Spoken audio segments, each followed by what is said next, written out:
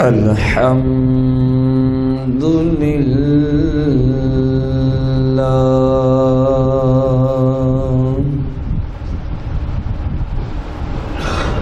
الحمد لله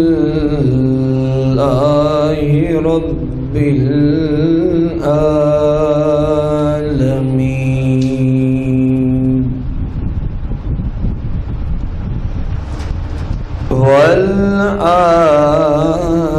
والعاقبة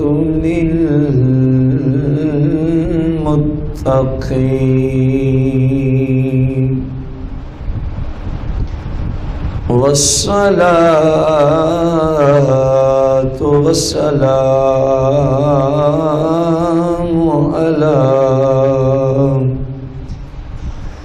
على سيد الأنبياء والمرسلين وعلى آله وأصحابه وأزواجه وعلماء ملته أجمعين أما بعد فأعوذ بالله من الشيطان الرجيم بسم الله الرحمن الرحيم قال الله تبارك وتعالى في القرآن المجيد والفرقان الحميد إن الله وملائكته يصلون على النبي يا أيها الذين آمنوا صلوا عليه وسلموا تسليما درود و سلام کرنا الصلاة والسلام عليك يا سيدي يا رسول الله الصلاة والسلام عليك يا سيدي يا حبيب الله الصلاة والسلام عليك يا سيدي يا شفيع المذنبين الصلاة والسلام عليك يا سيدي يا رحمة للعالمين مولاي صل وسلم دائما أبدا على حبيبك خير الخلق كلهم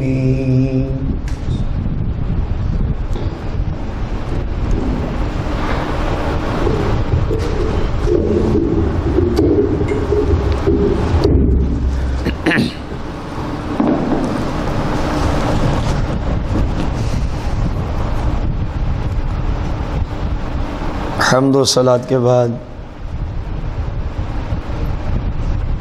سامعین محتشم، احباب ذی وقار، ہمارا جو آج کا جمعۃ المبارک کے خطبے کا موضوع ہے بیماری اور بیمار کے پوچھنے کی فضیلت کے متعلقہ رسول کریم صلی اللہ علیہ وسلم کی احادیث مبارکہ اس بارے میں امت مسلمہ کو کیا درس دے رہی ہیں؟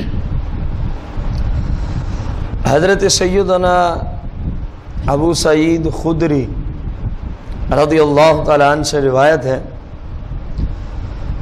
رسول کریم رؤوف الرحیم علیہ الصلاۃ والتسلیم نے ارشاد فرمایا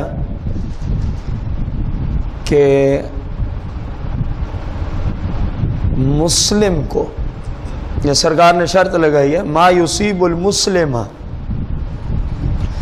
جو مسلمان ہے آپ علیہ السلام نے فرمایا اس کو کوئی رنج، کوئی دکھ، کوئی غم، کوئی تکلیف، کسی طرح کی کوئی پریشانی، خواہ اس کے مال میں ہو، اس کی اولاد میں ہو، اس کی جان میں ہو،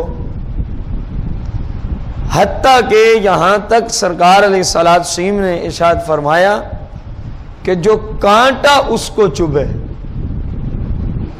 اتنی کم مصیبت بھی اگر کسی مسلم کو پہنچی ہے تو اللہ کریم اس مصیبت کی وجہ سے اس مسلمان کے گناہوں کو معاف فرما دیتا ہے۔ اب یہ بات آپ ذہن میں رکھیں گے، جتنی احادیث مبارکہ اس طرح کی آج ہم عرض کریں یا کسی اور جگہ کسی جگہ سنیں یا پڑھیں، اس میں ایک شرط ضرور ہے کہ جو اپنی اس بیماری پر صبر کرے۔ یہ ثواب تب ہے جب وہ اللہ کی جناب میں گلہ شکوہ شکایت نہ کرے، اللہ کی رضا پہ راضی رہے، اللہ کی رضا پر۔ رسول کائنات فخر موجودات علیہ السلام کے صحابی حضرت سیدنا عبداللہ بن مسعود رضی اللہ تعالی عنہ ارشاد فرماتے ہیں کہ سرکار صلی اللہ علیہ وسلم نے ارشاد فرمایا کہ مسلمان کو جب کبھی کوئی مرض، کوئی تکلیف، کوئی پریشانی، غم، دکھ، اذیت پہنچتی ہے تو سرکار علیہ السلام نے ایک خارج سے مثال دے کے سمجھایا، پت جھڑ کے موسم میں جس طرح فرمایا درختوں کے پتے نہیں جھڑ جاتے، جس طرح درختوں کے کیا جھڑ جاتے ہیں، فرمایا جب مسلم کو کوئی چھوٹی بڑی کی کوئی قید نہیں، تھوڑی سی تکلیف ہوئی، پریشانی آئی، تنگ دستی آئی، کوئی بیماری آئی، کوئی مصیبت آئی، کوئی رنج آیا، کوئی دکھ، کوئی اذیت کی بات، ظاہر مختلف انداز میں یہ ان باتوں میں سے مختلف اوقات میں باتیں وقتاً فوقتاً لوگوں کو پہنچتی رہتی ہیں، تو سرکار علیہ السلام نے فرمایا اس کے گناہ اسی طرح ہی گر جاتے ہیں، کما تحط الشجرۃ ورقا، جس طرح کے جب پتے جھڑنے کا موسم ہو، جس طرح درخت کے پتے جھڑ جائیں اور دیکھنے والوں کو کچھ نظر نہیں آتا، فرمایا مسلم اگر اپنی مصیبت پہ صبر کرے تو اسی طرح جس طرح درخت پہ کوئی پتا نہیں رہتا اس کے ذمہ بھی اللہ کریم کوئی گناہ باقی نہیں رہنے دیتا۔ رسول کائنات فخر موجودات علیہ الصلاۃ والتسلیم کے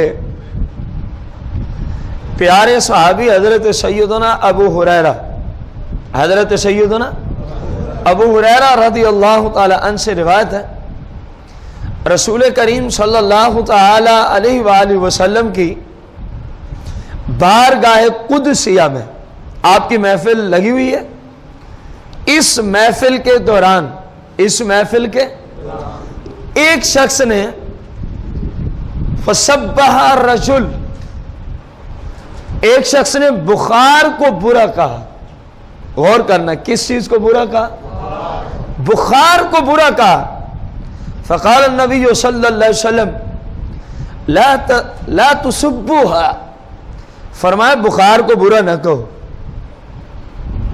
غور کریں، فرمایا بخار کو برا نہ کہو، کیوں؟ سرکار علیہ السلام نے فرمایا کہ جس طرح جس لوہے کو زنگ لگ جائے، جس طرح جس لوہے کو کیا لگ جائے، اب اس کے زنگ کو صاف کرنا ہو تو کہاں ڈالنا پڑے گا؟ آگ کی بھٹی میں، یہ باقاعدہ سرکار کی حدیث ہے، سرکار نے فرمایا جس لوہے کو زنگ لگ جائے تو اس کے زنگ کو دھونے کے لیے آگ ضرورت ہے، آگ کی بھٹی میں ڈال دو تو اس کو بالکل پیور لوہا چھوڑے گی، اس کے سارے زنگ کو ختم کر دے گی۔ فرمایا جس بخار کو تم اچھا نہیں سمجھ رہے یہ اسی طرح کام کرتا ہے جس طرح آگ لوہے کو صاف کر دیتی ہے زنگ سے، میل کچیل سے۔ فرمایا جب بخار آتا ہے تو مسلم کے جسم میں گناہ ہوتے ہیں، اور جب اسے آ کے چلا جاتا ہے تو اسی طرح خالص بنا کے جاتا ہے بخار کہ اس بندے کسی میں کوئی گناہ باقی نہیں رہتا۔ فرمایا اتنی اچھی چیز کو برا کہہ رہے ہو، اتنی اچھی چیز کو برا کہہ رہے ہو۔ اب غور کریں، رسول کریم صلی اللہ علیہ وسلم نے بخار کو برا کہنے سے بھی منع کر دیا، حالانکہ ایک مرض ہے، ایک بیماری ہے، دکھ تکلیف دینے والی چیز ہے۔ فرمایا لیکن نہیں، اس کو برا نہیں کہہ سکتے، بخار کو تم برا۔ کاش کہ امت مسلمہ اپنے پیارے آقا و مولا رسول کریم صلی اللہ علیہ وسلم کی دی ہوئی تعلیمات کے مطابق قرآن و سنت کو سیکھیں اور اسی کے مطابق زندگی گزاریں، تو یقین جانیں یہ جو زندگی آج عذاب نظر آتی ہے یہ ایک بہار کی صورت میں تبدیل ہو سکتی ہے۔ اب دیکھیں نا، ہمارے یہاں اکثر مسلمان پریشانیوں کی وجہ سے، دکھ تکالیف کی وجہ سے، بیماریوں کی وجہ سے نہ جانے کیا کیا کلمات اپنی زبان پہ لاتے، اللہ کی بارگاہ میں گستاخی کرتے ہو، میں یہ جملے عرض کر رہا ہوں، نہ جانے کیا کیا جملے وہ اپنی زبانوں پہ لے آتے ہیں، حالانکہ رسول اللہ صلی اللہ علیہ وسلم نے امت کو کتنا پیارا درس دیا ہے۔ فرمایا اگرچہ بیماری ہے، دیکھیں یہ صرف بخار میں بند نہیں ہے، یہ حدیث کسی طرح کا کوئی مرض ہے، کسی طرح کا کوئی دکھ کوئی تکلیف ہے تو درس کیا دیا امت کو؟ فرمایا اس کو برا نہیں کہنا، اس کو برا، کیونکہ اس کی وجہ سے اللہ کریم تیرے گناہوں کو معاف فرما دیتا ہے، اس کی وجہ سے اللہ کریم تیرے گناہوں کو معاف فرما دیتا ہے۔ رسول کریم رؤوف رحیم علیہ السلام کی یہ حدیث مبارکہ آپ سنیں گے تو انشاءاللہ ایمان تازہ ہوگا۔ رسول اللہ صلی اللہ علیہ وسلم سے حضرت محمد بن خالد نے اس کو روایت کیا اپنے باپ سے، انہوں نے اپنے جد سے، کہ بسا اوقات اللہ کریم کسی بندے سے راضی ہوتا ہے کسی وجہ سے، اور اس کے لیے جنت میں اعلیٰ قسم کا محل، اعلیٰ قسم کے درجے اس کے مقدر میں لکھ دیتا ہے کہ یہ میرا بندہ جنت کے فلاں محل تک جائے گا۔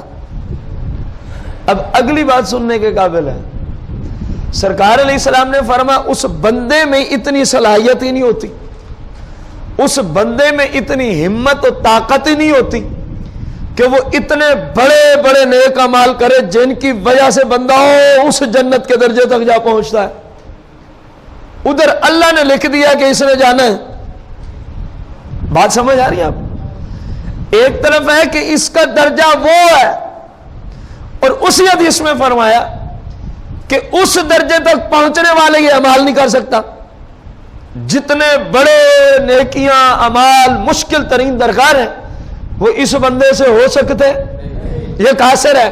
ادھر کیا فرمایا کہ اللہ نے کسی وجہ سے اس کے لیے اس کے مقدر میں لکھ دیا کہ اس بندے کو فلاں جگہ جنت کے درجے تک پہنچانا ہے میں نے۔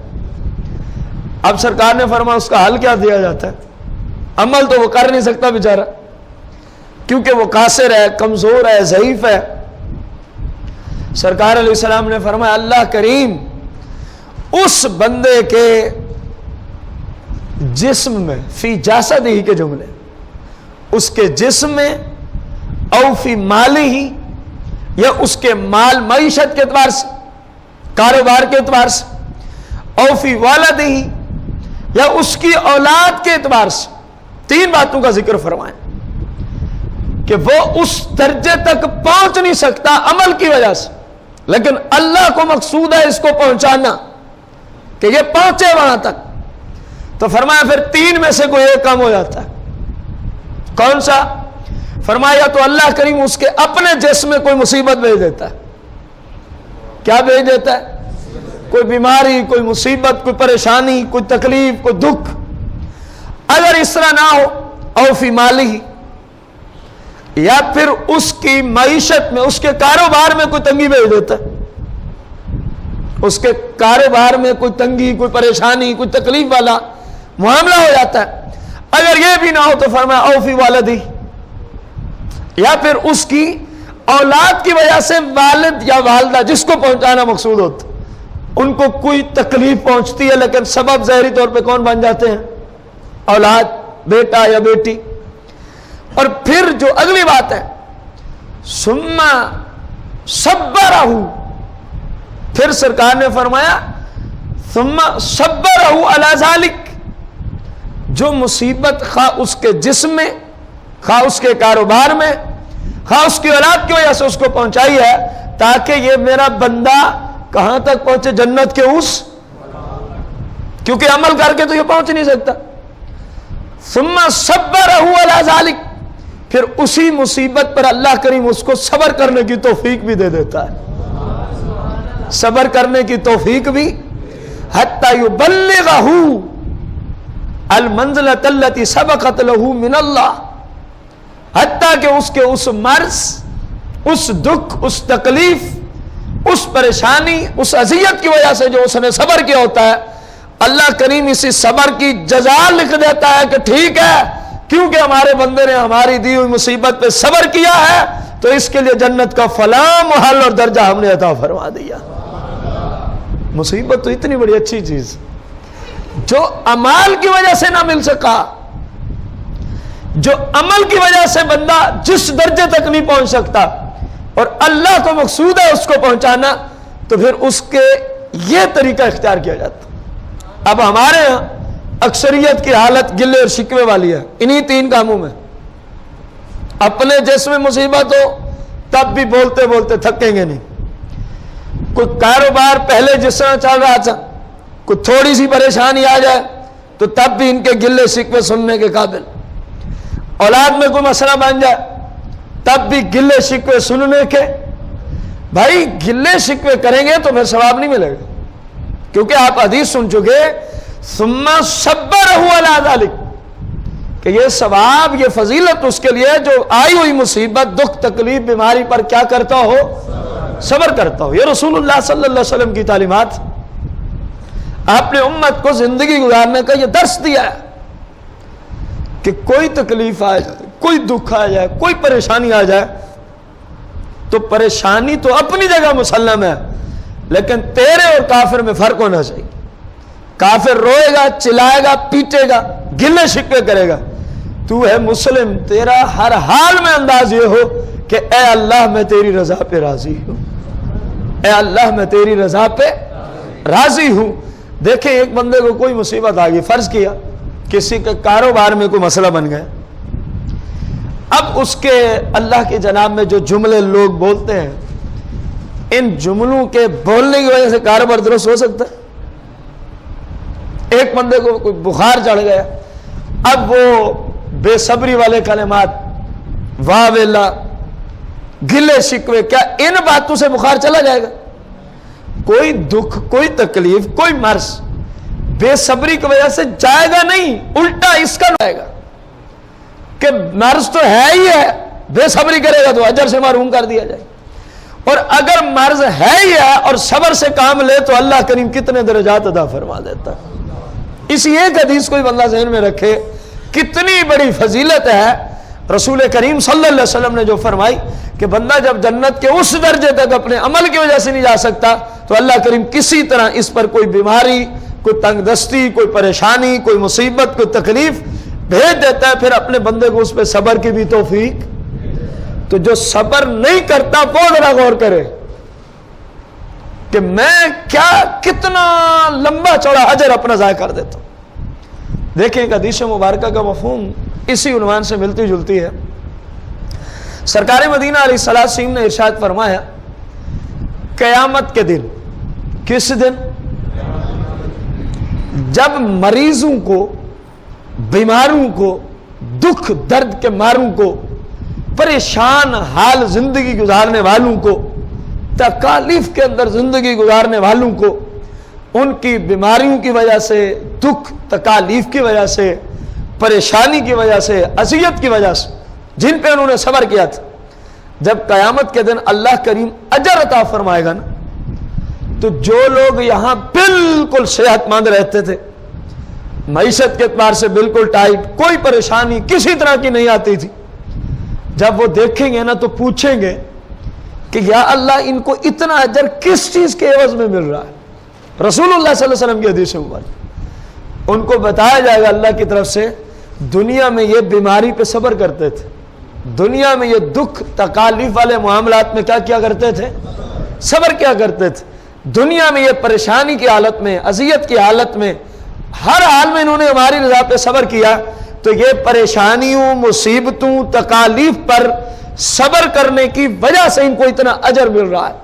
اب جو صحیح سلامت رہے, جن کو بیماریاں نہ آئیں, دنیا میں تکالیف نہ آئیں, مصیبتیں نہ آئیں, پریشانیاں نہ آئیں, اب رسول اللہ کی حدیث سے سنے نا کہ قیامت کے دن وہ کیا جملے بولیں گے جب بیمار لوگوں کو اجر ملتا ہوا دیکھیں گے. سرکار نے فرمایا وہ کہیں گے کاش, کیا کہیں گے, جن کو یہاں کوئی بیماری نہیں پہنچی کسی بھی اعتبار سے, جسم میں, مال میں, کاروبار میں, اولاد میں, عزت کے معاملے میں, کسی طرح جن کو کوئی پریشانی نہیں پہنچی, مصیبت نہیں پہنچی, وہ کہیں گے کاش. کیا جملے ہیں حدیث میں, کاش کہ ہم دنیا میں اتنے بیمار ہوتے, کاش کہ ہم دنیا میں کہ ہمارے پورے جسم کا ایک ایک عضو, ایک ایک انچ کر کے کینچیوں سے ڈاکٹر حضرات کاٹ دیتے, کاش کہ ہم اتنے دنیا میں بیمار ہو جاتے. کوئی بات سمجھ آئیے آپ, اجر دیکھ کے خواہش کریں گے, کاش کہ ہمارے جسم کا ایک ایک انچ کر کے کاٹ دیا جاتا, ہمیں کوئی ایسی مصیبت ہی لگ جاتی, ایسی بیماری دنیا میں آ جاتی, آج ہمیں بھی اللہ کریم اتنا اجر عطا فرماتا جتنا ان بیماروں کو مل رہا ہے, جتنا ان مصیبت اور دکھ کے ماروں کو مل رہا ہے. لیکن شرط وہ یہ ہے کہ کرنا کیا ہے. اس حدیث مبارکہ کو سنیں گے نا تو یقین جانے مانتا ہو جائے گا. ایک شخص ہے, رسول اللہ صلی اللہ علیہ وسلم نے دو شخصوں کو سامنے رکھا, فرمایا ایک شخص وہ ہے جس نے پوری زندگی, جس نے پوری دکھ, درد, تکالیف, اذیتیں, پریشانیاں, پوری زندگی سکھ کا سانس لیا ہی نہیں ہے. ظاہر ہے ایسے لوگ بھی دنیا میں ہیں, پوری زندگی تنگ دستی میں, پریشانی میں, بیماری میں, مصیبت میں اس نے کاٹ دی. اور دوسرا بندہ ہے, لیکن یہ جو پہلے مثال رسول اللہ نے دی, فرمایا اس نے ہر حال میں, اگرچہ پریشانیاں تھیں, مصیبتیں تھیں, بیماریاں تھیں, سب کچھ تھا, لیکن اس نے اپنے رب کی شریعت کا دامن نہیں چھوڑا. زندگی اس نے رسول اللہ شریف نے فرمایا میری شریعت کے مطابق گزاری.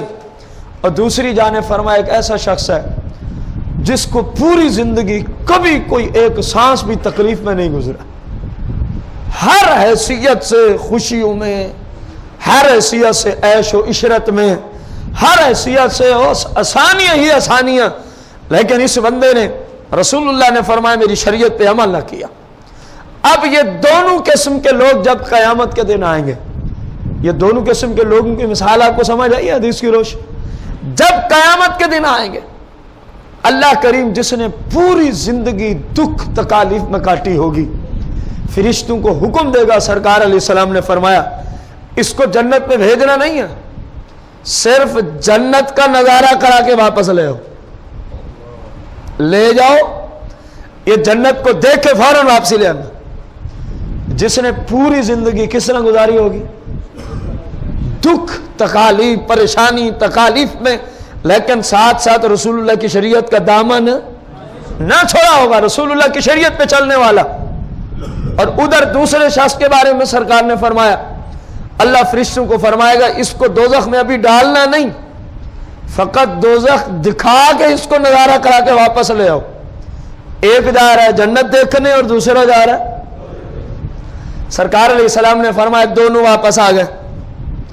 اب اللہ کریم کی طرف سے پوچھا جا رہا ہے اس بندے سے جس نے ساری زندگی دنیا میں دکھ, تکالیف, پریشانیوں, مصیبتوں میں, बीमारियों में गुजारी थी, हत्ता कि कोई सांस खुशी का ना देखा, उससे अल्लाह करीम पूछेगा बता तू दुनिया में कितनी तकलीफें देख के आया है, बता तू दुनिया में कितनी। रसूलुल्लाह ने फरमाया वो अल्लाह की जनाब में अर्ज करेगा मालिक मुझे तेरी इज्जत की कसम है, मुझे तेरी इज्जत की, वो अल्लाह की कसम उठाएगा या अल्लाह मैंने तो एक सांस भी दुख में कभी नहीं देखा, अभी सिर्फ जन्नत का नजारा कराया है, गया नहीं है। सरकार ने फरमाया नजारे की वजह से वो कसम उठा देगा मैंने जिंदगी में कभी दुख नहीं देखा। अल्लाह की जन्नत इतनी अजीम नेमत है, वो कहेगा या अल्लाह मैंने कभी दुख वाली जिंदगी तो दूर की बात है, मैंने सांस ही कभी दुख में नहीं लिया था। हालांकि उधर हदीस इब्तिदा में क्या है कि इसने पूरी जिंदगी परेशानियों में, दुख में, बीमारियों में, अज़ियतों में, तकालीफ में गुजारी है, लेकिन पहले पूछने से पहले किस चीज का नजारा कराया है। अब जब पूछा तो उसको दुनिया के सारे दुख भी भूल चुके थे, सारी तकालीफ जन्नत को देखते ही खत्म हो चुकी थी। वो अब कसमें उठा रहा है मालिक मैंने तो कभी दुख तकलीफ बीमारी में एक सांस तक भी नहीं लिया। और सरकार ने फरमाया वो दूसरा जिसने सारी जिंदगी गुलछर्रे उड़ाए, शरीयत के खिलाफ चलता रहा और उसको कभी ज़ाहिरी तौर पे कोई तकलीफ, कोई दुख, कोई दर्द, कोई बीमारी, अजियत का मामला हुआ, पहले को सारी मुसीबतें आई लेकिन वो सरकार की शरीयत पे चलता था। दूसरे को कुछ भी ना हुआ, हर तरह की आयश और इशरत मुयस्सर थी, जो चाहता वही करता, शरीयत पे ना चलता। जब वो दोज़ख देख के आया ना तो अल्लाह करीम फरमाएगा इससे पूछो ना दुनिया में कितनी ऐश और इशरत करके आया, दुनिया में कितने मजे लेके आया, इसे पूछो। सरकार ने फरमाया जब उससे पूछा जाएगा तो वो भी कसम उठाएगा अल्लाह की कसम है मैंने तो कभी एक सांस भी आसानी के साथ लेता हुआ नहीं देखा जिंदगी, हालांकि पूरी जिंदगी खुशियों में गुजार के गया।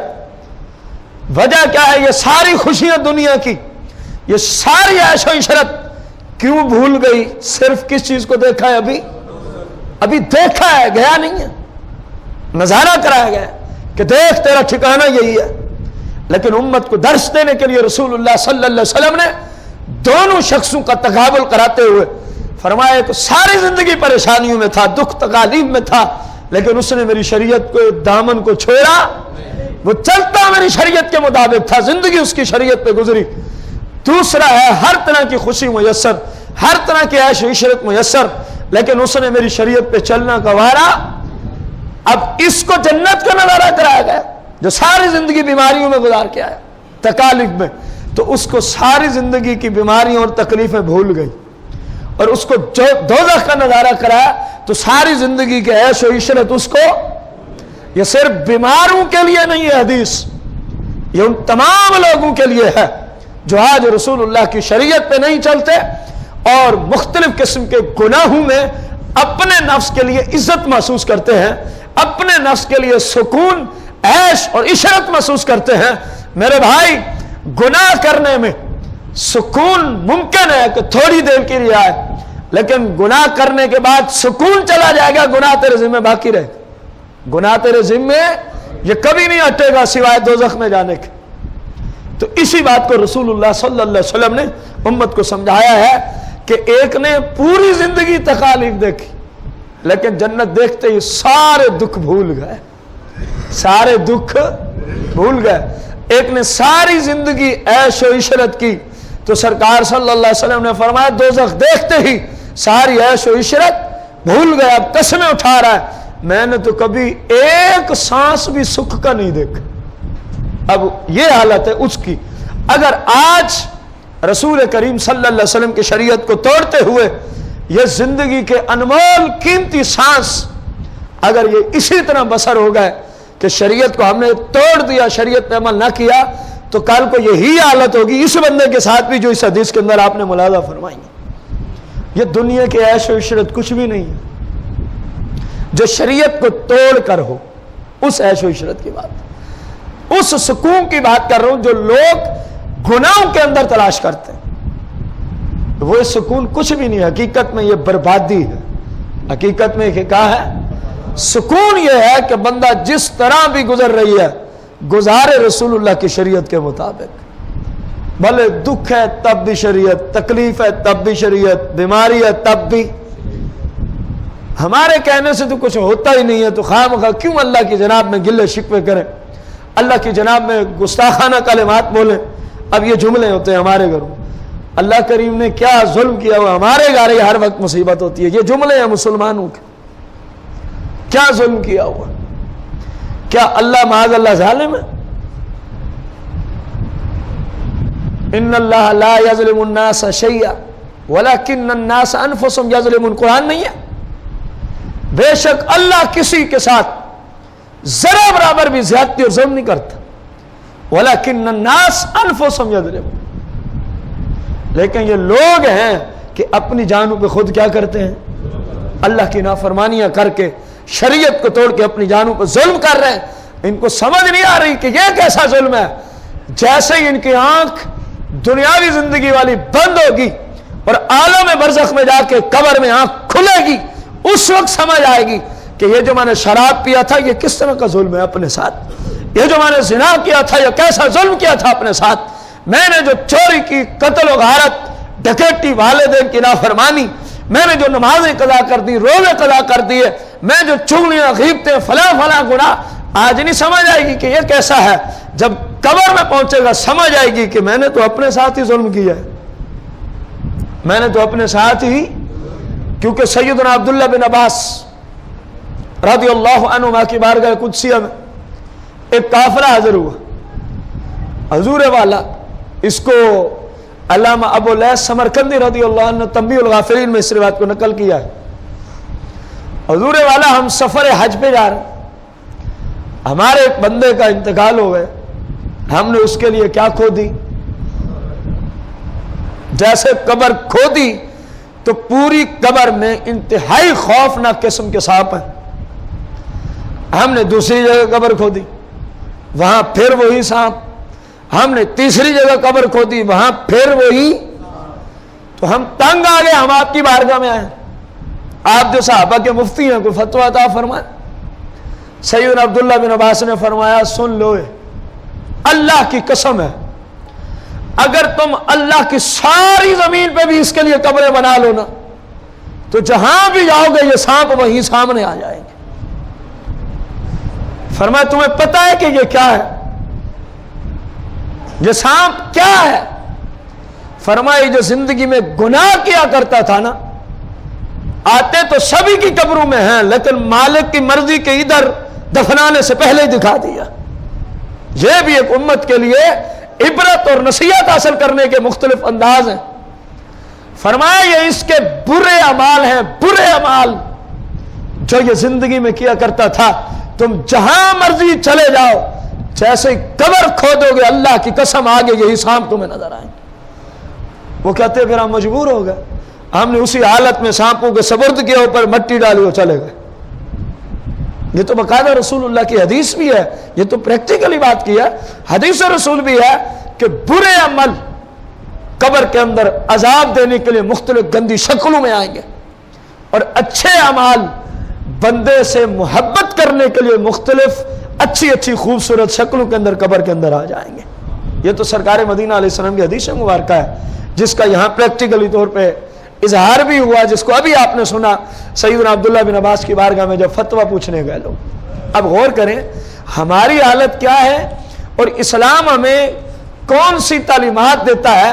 जब कोई दुख आ जाए, कोई तकलीफ आ जाए, कोई परेशानी आ जाए, कोई मुसीबत आ जाए, कोई बीमारी आ जाए, तो सरकार की तरफ से हुक्म क्या है कि मुसलमान फकत क्या करे, हाँ, अल्लाह से दुआ करें, इलाज करें, दुआ करें, दवा करें, इसकी इस्लाम में इजाजत। लेकिन वाह वेले की, बेसब्री की और अल्लाह की जनाब में मुख्तलिफ अंदाज में गुस्साहियां करने की, गिले शिकवे करने की इस्लाम में इजाजत। अब देखें रसूल करीम सल्लल्लाहु अलैहि वसल्लम, जो लोग दुख में, मुसीबत में, परेशानी में, तकालीफ में मुब्तला होते हैं, सरकार सल्लल्लाहु अलैहि वसल्लम को उनसे कितनी मोहब्बत है। गौर करना, आगे जो हदीसें आ रही, हजरत मौला कायनात, मौला मुश्किल कुशा अली उल मुर्तज़ा करम अल्लाह ताला वजहुल करीम से रिवायत है, سرکار مدینہ علیہ السلام نے فرمایا جب کوئی مسلم کسی مسلم کو، شرط کیا لگائی ہے؟ کوئی مسلم کسی اس کی تکلیف میں، بیماری میں، رنج و غم کی حالت میں، پریشانی کی حالت میں صرف عیادت کرنے جاتا ہے. کیا کرنے جاتا ہے؟ پوچھنے چلا جاتا ہے. تو سرکار علیہ السلام نے فرمایا اگر وہ صبح کے وقت جائے، پوچھنے والا اگر، تو شام تک 70,000 فرشتے کی اللہ کی طرف سے ڈیوٹی لگا دی جاتی ہے. یہ جو پوچھنے گیا ہے، اے 70,000 فرشتوں میرے اس بندے کے لیے دعائے بخشش اور دعائے رحمت کرتے رہو شام تک. فرمایا اگر کوئی کسی مسلم کو مسلم پوچھنے چلا جائے شام کے وقت، تو صبح تک اللہ کریم 70,000 فرشتوں کی ڈیوٹی لگاتا ہے کہ میرے اس بندے کے لیے تو میری جناب سے دعائے بخشش اور دعائے رحمت کرتے رہو. اب غور کریں کہ دکھ درد کے ماروں سے رسول اللہ کو کتنا محبت. دیکھیں میں بیمار ہوں، فرض کیا آپ میں سے کوئی بھائی مجھے پوچھنے آیا ہے، بس ٹھیک ہے، آتا پوچھ کے چلا جاتا، ٹھیک ہے بات. سرکار کو بیماروں سے، دکھ درد کے ماروں سے محبت ہے. اس کی علامت کیا ہے؟ اس حدیث میں سرکار نے کتنی بڑی فضیلت ادا فرمائی ہے. دیکھو نا، آپ کے رشتے دار ہے، کوئی جاننے والا ہے، کوئی پڑوسی ہے، آپ پوچھنے اس کو جا رہے ہیں، لیکن سرکار نے فرمایا اللہ کتنے فرشتوں کی ڈیوٹی لگا دیتے ہیں. غور کریں، ایک نہیں، دو نہیں، 1-2 ہزار نہیں، بلکہ 70,000. فرمایا 70,000 فرشتہ. اب یہ اس دکھ درد کے مارے کے ساتھ جو مصیبت میں گرفتار ہے، رسول اللہ کی محبت کی علامت نہیں ہے تو اور کیا ہے؟ اتنی بڑی فضیلت دی تاکہ جب پتہ چلے تو فوراً پوچھنے چلا جائے. اس فضیلت کو پانے کی غرض سے ہی چلو چلا جائے. محبت تھی، اس محبت کے ثبوت کے لیے فرمایا اگر تو جائے گا، کیونکہ ہمیں یہ لوگ اچھے لگتے ہیں، تو جو ہمیں اچھا لگے جو اس کو پوچھنے جائے، پھر 70,000 فرشتہ دعائے بخشش نہ کرے تو کیا کرے؟ غور کریں. لیکن شرط وہی ہے، پوچھنے اس لیے گیا کہ اللہ راضی ہو جائے. اگر اس لیے کسی رشتہ دار کو پوچھنے چلے گئے، یار رشتہ دار ہیں، بیمار ہو گئے، آپریشن ہو گیا، فلاں جگہ اسپتال میں داخل ہے، نہ گئے تو کیا کہیں گے؟ جو ہمارے اندر اکثر کے اندر معاملہ رائج ہے، نہ گئے تو کیا کہیں گے؟ یار ہم بیمار ہو گئے، آپریشن ہو گیا، فلاں کام فلاں. اب پوچھنے نہیں چلے آئے. اگر تو بھائی یہ نیت ہے تو اس کو اسلام میں کہتے ہیں ریاکاری. اس کو اسلام میں کہتے ہیں، اور سرکار نے فرمایا ریاکاری کا اجر نہیں ہے. جتنا مرضی بڑی عبادت ہو، اگر اس لیے ہے کہ فلاں دیکھے، یہ ریاکاری ہے، تو بندے کو اس کا ثواب نہیں ملتا. بندے کو اس کا ثواب، جائیں ضرور لیکن نیت کیا ہو. سرکار نے جو ہمیں فرمایا ہے نا، جو بیمار کو پوچھنے جائے تو اس پہ اس طرح اللہ کی رحمت نازل ہوتی ہے، اس طرح اس کو سعادت ملتی ہے. یا اللہ میں تیرے پاک محبوب کی ان احادیث پہ عمل کرنے کی غرض سے تجھے راضی کرتے ہوئے جا رہا ہوں. نیت یہ رکھے. دیکھیں جب یہ نیت ہو جائے گی نا، جو پہلی فاسد نیت ہے وہ خود بخود کام ہو جانا. آپ کو نیت کرنے کی حاجت ہی نہیں کہ وہ کیا کہے گا، ہمیں پوچھنے کوئی نہیں آیا. آپ نیت کریں اللہ کی رضا کے لیے جانے کی، تو یہ دوسرا کام خود بخود حل ہوا کہ نہیں ہوا؟ آپ جب پوچھنے چلے گئے بات ہی کوئی نہیں کرے گا. لیکن نیت کیا ہو کہ میں اپنے رب کو راضی کرنے کے لیے جا رہا ہوں. رسول کریم رؤوف الرحیم علیہ الصلوۃ والتسلیم نے ارشاد فرمایا، غور کریں سرکار کو اس طرح کے لوگوں سے کتنی محبت ہے. احادیث سے ثابت ہوتا ہے آپ بھائیوں سے ایک سوال ہے کہ ایک شخص کو اللہ کی طرف سے یہ طاقت ملے کہ وہ 60 سال بس سفر ہی کرتا رہے. کتنا عرصہ کیا کرتا رہے؟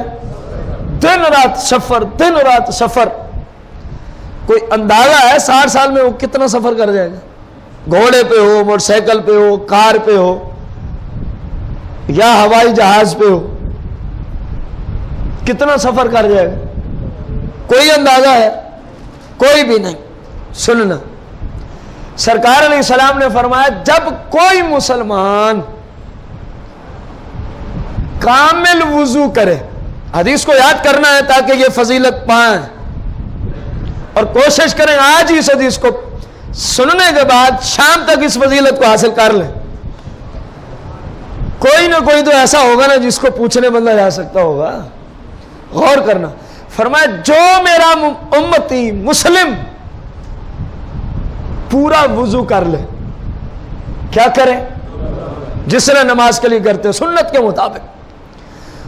من توضأ فاحسن الوضوء، اس لیے سنت کا جملہ بولا، من توضأ فاحسن الوضوء، جس نے وضو کیا اور کامل وضو کیا. شریعت میں کامل وضو وہی ہے جو رسول اللہ کی سنت کے مطابق، رسول اللہ کی سنت کے جس طرح اکثر آپ لوگ وضو کرتے ہیں یہ سنت کے مطابق. شاید کوئی مسواک والی سنت کچھ سے رہ جاتی ہو تو اور بات ہے، بقا جس طریقے سے آپ کرتے ہیں نا یہی سنت ہے. وضو کے اندر یہی طریقہ سنت.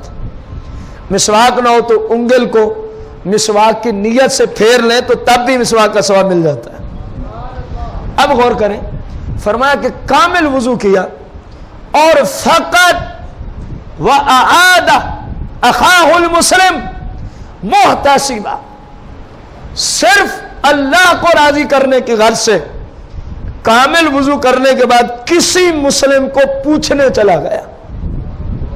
کسی مسلم کو نیت کیا ہے؟ فرمایا محتسبا، صرف اللہ کو راضی کرنے ثواب کی نیت سے کہ میں اپنے بھائی کو پوچھنے جا رہا ہوں تو اللہ مجھے کیا عطا فرمائے گا؟ ثواب. فرمایا اس نیت سے کام دو ہے، پہلا ہے وضو کر لے، دوسرا ہے اللہ کی رضا کی خاطر کسی مسلمان کو پوچھ لے. اب وہ پہلی بات ذہن میں لیں، کتنے سال سفر کرے؟ فرمایا جتنا 60 سال میں اس بندے نے سفر کیا ہوتا ہے نا، جتنے کلومیٹر، ایک دفعہ ایک مسلم کو اگر تم وضو کر کے پوچھنے چلے جاؤ تو جتنا 60 سال میں اس بندے نے سفر کیا ہے اتنے کلومیٹر میرا رب تمہیں جہنم سے دور فرما دیتا. غور کریں کتنا بڑا پہاڑ اٹھانا پڑا ہے. وضو کیا، طہارت خود حاصل کی، طہارت خود حاصل کی، جسم تر و تازہ ہو جاتا ہے وضو کرنے کے بعد. تھکاوٹ ہو تو کئی حد تک دور ہو جاتی ہے.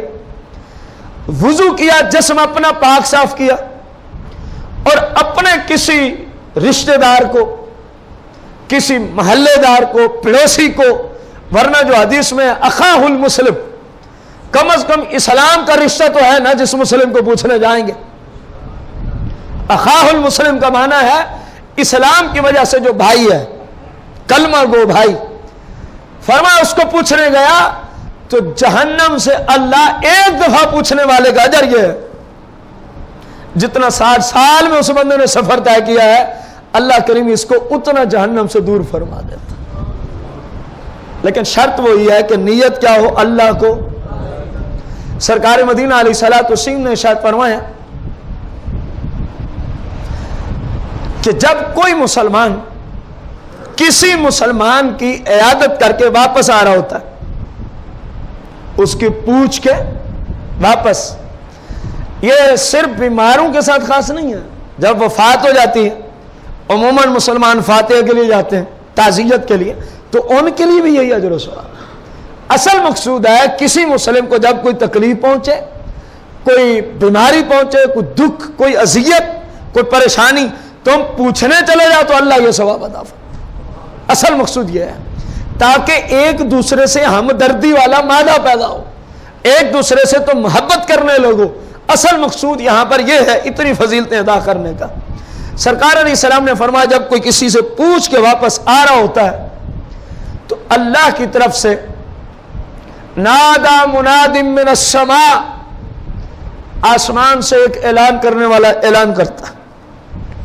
کیا اعلان ہوتا ہے کہ طبتا و طابا، تو خود بھی اچھا ہے، تیرے یہ قدم اٹھانے بھی بڑے مقدس ہیں، یہ جو کسی کو پوچھنے گیا تو خود بھی اچھا ہے، تیرے یہ قدم بھی بڑے اچھے ہیں، اور سنتا جا اور سنتا جا، تو نے جنت میں اپنا گھر بنا لیا، تو نے جنت میں اپنا گھر بنا لیا، کیونکہ تو خود اچھا ہے، تیرے قدم اٹھانا بڑے مقدس ہے، اور اللہ کی طرف سے سنتا جا کہ تجھے جنت میں گھر مل گیا۔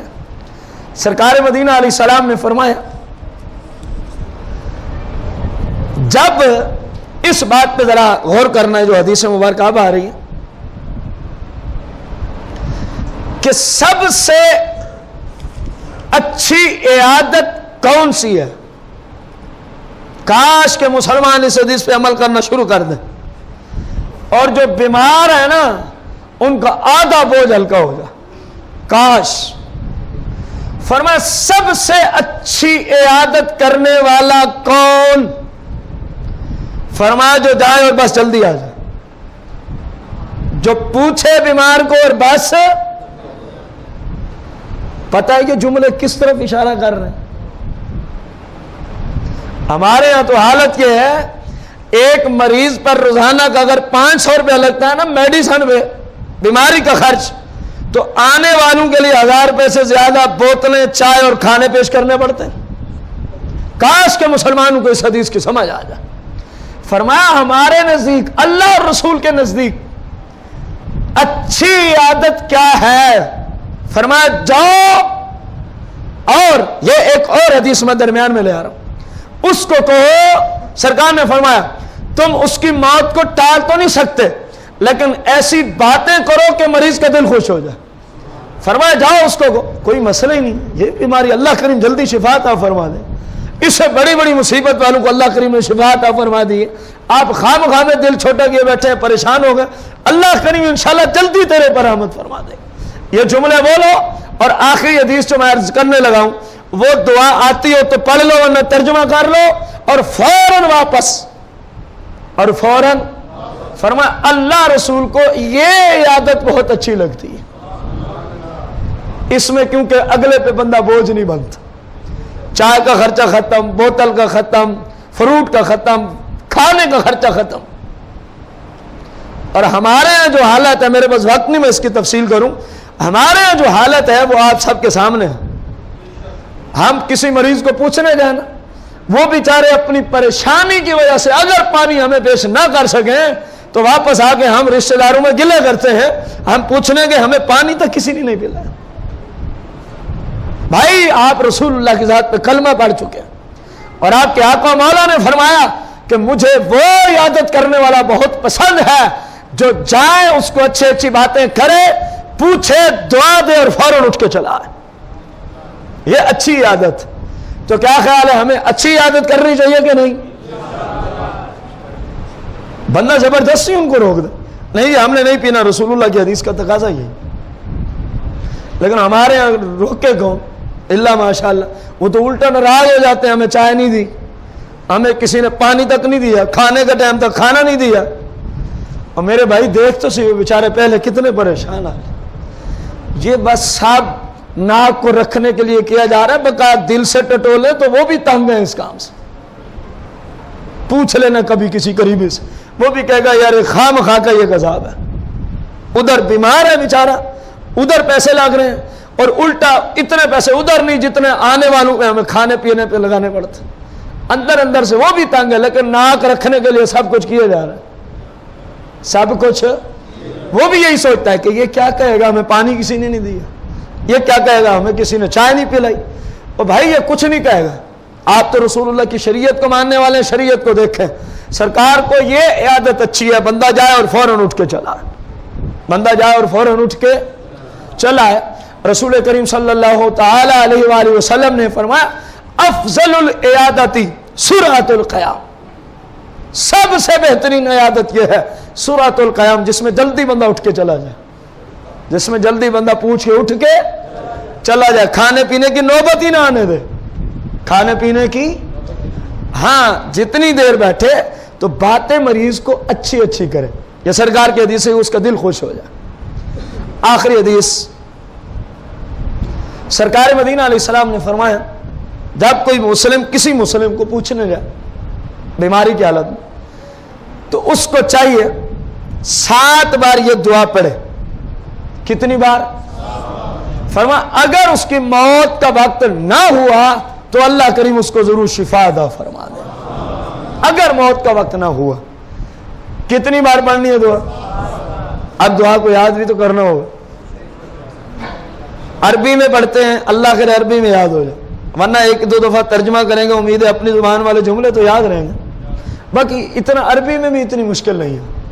آپ پڑھیں گے میرے ساتھ، دعا یہ ہے اسأل اللہ العظیم، اسأل اللہ العظیم، اسأل اللہ العظیم۔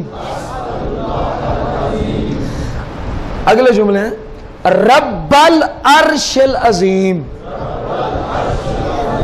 ان 2 جملوں پہ غور کریں، اسأل اللہ آگے کیا ہے؟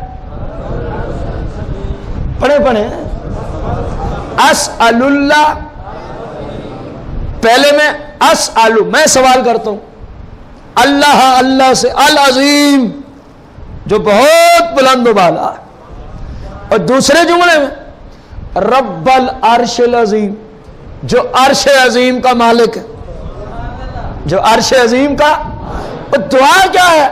ان یشفیک، کہ اللہ تجھے شفا عطا فرمائے، ان یشفیک۔